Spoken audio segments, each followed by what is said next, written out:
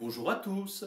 S'extraire de l'agitation ambiante et garder le cap vers l'essentiel, calmer les turbulences intérieures pour préserver de la sérénité, débusquer nos mensonges à nous-mêmes qui nous privent d'accéder à notre être réel, ce n'est pas une voie réservée à ceux qui peuvent se retirer dans l'atmosphère tranquille d'un monastère et consacrer leur vie à la méditation ou à la prière.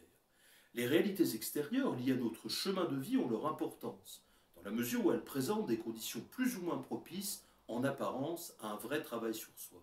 Mais n'ayons aucune illusion sur la facilité avec laquelle l'être humain trouve aussi bien dormir spirituellement dans un monastère que dans la vie citadine.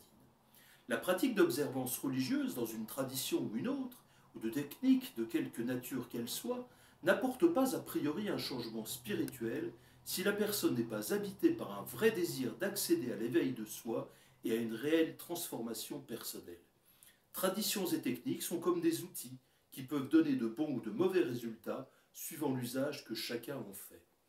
S'enfermer dans un monastère pour méditer 10 heures par jour ou se séparer du monde d'une quelconque autre manière n'est pas une condition première pour avancer spirituellement.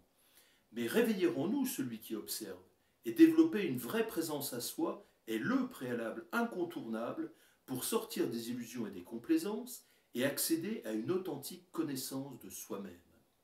C'est en discernant qui nous sommes, comment nous nous sommes construits et comment nous fonctionnons que nous pourrons faire ce patient cheminement qui permet de trouver en soi un espace de stabilité et de paix intérieure et d'éveiller nos dimensions spirituelles.